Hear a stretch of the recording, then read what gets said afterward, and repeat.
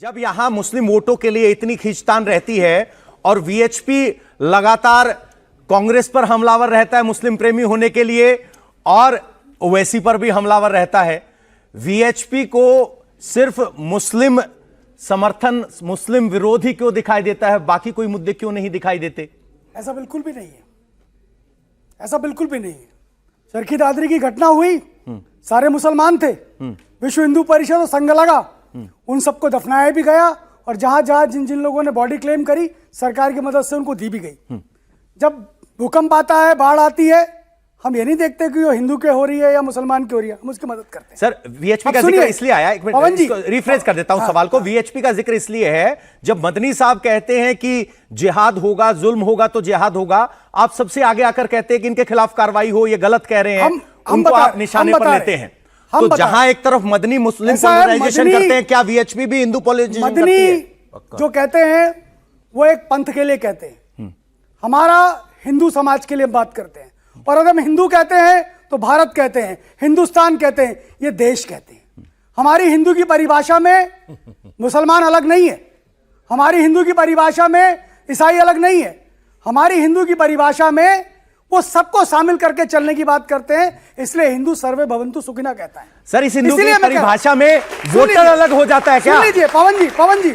और जहां तक कांग्रेस की बात रही, कांग्रेस का इतिहास अगर उठाया जाए तो 1912, 1916, उसके बाद 1920, उसके बाद 1929 में बाबा साहब अंबेडकर ने पवन जी बहुत अच्छे से बताया, बोले कांग्रेस मुस्लिम तुष्टीकरण कर रही है। कब? साइमन के जब उसमें कहा उन्होंने कहा कि मुस्लिम लीग की मांग को 1916 के अंदर कांग्रेस ने क्यों सहमति दी, सेपरेट इलेक्टोरेट की मांग को क्यों माना? वो अंग्रेज कह रहे थे और उसको कांग्रेस मान रही थी। मोपलाव हुए, मोपलाव के द्वारा केरला के अंदर हिंदुओं को मारा गया, नरसंहार किया गया, कांग्रेस चुप थी, खिलाफत कर रही थी। अंबेडकर कहते हैं उस खिलाफत आंदोलन में वो कमाल पाशा जो विदेश की धरती पर है, उसका भारत से क्या लेना देना, कोई लेना देना नहीं था, लेकिन कांग्रेस उसके समर्थन में खिलाफत कर रही थी। उसके अंदर असहयोग आंदोलन के अंदर से अलग और खिलाफत कर रही थी। उसके बाद अंबेडकर कहते हैं कि श्रद्धानंद को अब्दुल ने गोली मार दी, कांग्रेस चुप थी। लाहौर के अंदर आर्य समाज के कार्यालय से निकाल करके आर्य समाज के नेताओं को मारा मुसलमानों ने, कांग्रेस चुप थी।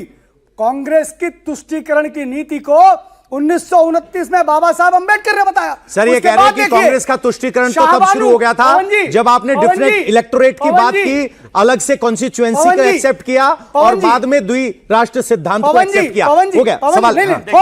उसके बाद शाहबानू का केस, शाहबानू के केस में सुनिए, शाहबानू के केस में क्या हुआ? कोर्ट ने कहा कि उसको भत्ता मिलना चाहिए। कांग्रेस ने विधेयक लेकर आई, कानून बनाया, किसके पक्ष में गई? मुसलमानों के। यानी मुसलमान को दामाद बनाकर रखने की आदत तुष्टीकरण की राजनीति किसकी थी? कांग्रेस पार्टी की थी। कांग्रेस। लेकिन हम क्या कहते हैं?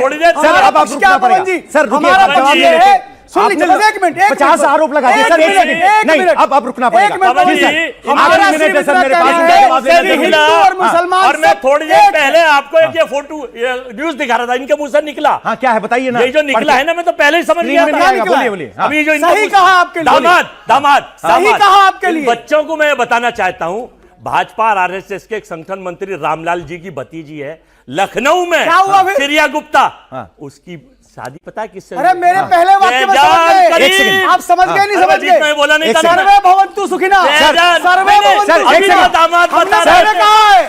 प्रोफेसर साहब एक बार चुप हो जाइए प्लीज।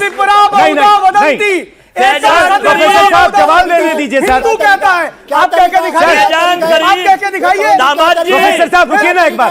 सर क्या इंटर रिलीजन मैरिज होने से दामाद वाली बात पे चले जाएंगे? तुष्टीकरण का जवाब दीजिए ना। अरुण सिंह जी, गृह मंत्री जी सब पहुंचे थे, फैजान करीब, दामाद जी करे ना, तो स्वागत करना चाहिए आपको, स्वागत करना चाहिए आपको। दामाद किसके बताओ ना जरा।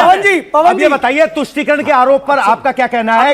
मैं यही बताने जा रहा हूं, मुस्लिम तुष्टीकरण करते आए हैं और बताने जा रहा हूं आपको। अरे तो कल थोड़ी बताना है, बताओ, डिबेट आज ही खत्म हो जाएगी। इन्हें मैं ये बताने जा रहा हूं कि जब कि हिंदू भारत का संविधान हिंदू मुस्लिम सिख ईसाई बौद्ध पारसी सबको समानता का अधिकार रहने का देता है। यहां पर डेमोक्रेसी लागू है। 57 कंट्री वर्ल्ड में अगर नॉलेज हो बच्चों को तो होगी। 196 कंट्री हैं यूएनओ ने मान्यता दे रखी है। 57 मुस्लिम सुन ले सर, जरा 30 सेकंड में खत्म कर रहा हूं सर, आप बात में तो आते नहीं, कहानी लंबी सुनाते हैं। 57 कंट्री में मुस्लिम डोमिनेटेड है और 139 कंट्री हैं जो क्रिश्चियन डोमिनेटेड है, जिसमें आते हैं आपके दो। बढ़िया हमारी कंट्री को मिलाकर अभी तुष्टीकरण के जो आरोप लगे उसको लेकर जवाब नहीं है, लेकिन एक लंबी लिस्ट देशों की गिना रहे हैं।